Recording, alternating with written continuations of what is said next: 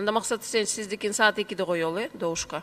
Бул жыл менен келерки жылдын бюджетинде болгон айырмачылыктын негизине түшүнбөгөн айрым эл өкүлдөрү келерки жылга эмнеге каражаттын суммасы аз көрсөтүлдү деп сурашууда. Анткени 2019 жылга 752 миллион сом аз каралыптыр. 2018'de күтүп атасыздар 15 миллиард 76 миллион сом депчи бюджетти. 2019'га прогноз алып келип атасыңар 14 миллиард 324. Жолбосом 752 миллион минус. Бу кандай оору азайып калабы кишилер эмне себептен? Мы сейчас в режиме первого чтения. Биз азыр биринчи окуудабыз. Республикалык бюджеттен бекитилип калган. Экинчи окууда медицина кызматкерлеринин маянасынын жогорулоосу менен 630 миллион сом кошумча кароо боюнча өзгөрүүлөр көрсөтүлөт. Ошондой эле бир катар объектилер да эске алынат. Толуктоолор болот. Жалпысынан республикалык бюджеттен 10 миллиард сомдон ашык каражат каралганын айткан финансы министрлиги айрым жагдайлар боюнча өзгөртүүлөр болуп калаарын кошумчалады. Республикалык бюджет түзүлүп, жогорку кеңешке берилген нормативдик ченемдик актыларга кол коюла элек болгон экен. Бул жанагы стимулирующий часть заработной платы 630 миллион, андан башка 74 миллион 700 дагы бар. Жанагы эки оорукана, анан Чыңгоргон менен Кызыл Жардагы оорукананын охранасы, награжденияси.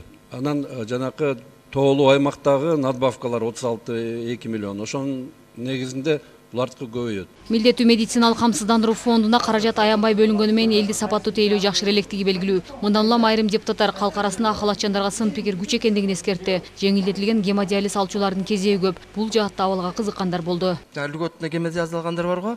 Ошонун азыркы акыбалы кандай? Азыр очеред кандай түзүлүп, кандай аткарылып жатат? Гемодиализ алганга 112 адам кезекте турат. Бирок 683 адам льготный, 576 адам бюджетный гемодиализ алып атат. Биз өткөндө айтканбыз, дополнительно 140 миллион сом сураганбыз. Ушул дагы 100 адамды быйыл кошумча алган боюнчачы, Мындан улам атаандаштыкка барып, милдеттүү медициналык камсыздандыруу фонду жеке менчик компаниялар менен келишим түзсө, Юрфа жеке клиникасы бюджеттин негизинде тейлөө көрсөтүүгө макул болгон. Бирок жасалма түрдө кан тазалоого кезекке тургандар ар дайым көп деп айтууга болбойт. Кээде жок да болот. Бирок бүгүнкү күндө 112 адам кезекте турса, кезек күтүү дегенден арылуу үчүн эки жолду караштырып жатышыптыр. Биз азыр күндө ошол эгер биз кошумча акы бюджеттен бөлүнсө, биз очереддегилерди алабыз.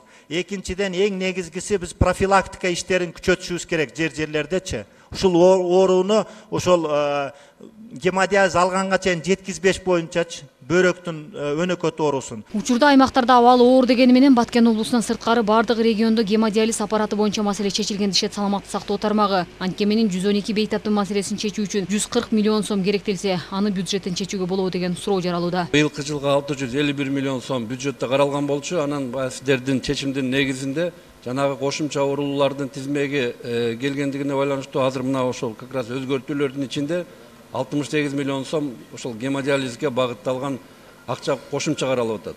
Кыскасы, келерки жылдын бюджетинен кошумча акча бөлүүнүн амалы табылат. Бирок жыйында айрым депутаттар медициналык камсыздандырууну артык баш мекеме деп жоюу керек десе, кээ бири алдын алуу иштери чабал жүрөт, илдет өтүшүп кеткен соң каражат издеп басып жүрөсүңөр деп сын калды. Андыктан саламаттык сактоо министрлиги аймактарга чыгып, бөйрөктүн өтүшүп кеткен дартын алдын алуу, башка оорулар боюнча да профилактикалык иштерди жүргүзүү керек дешет. Мындан тышкары бир дарынын аркы 5 дарыканада 5 түрдүү баада сатылат. Технологиянын заманда электрондук рецептти киргизүү менен да элге мүмкүнчүлүк түзүү зарылдыгын айтышты. Соңунда мыйзам долбоорунун концепциясы добуш берүүгө жөнөтүлдү. Шекер Сатыбалдыева, Калыс Акибаев, Нью ТВ.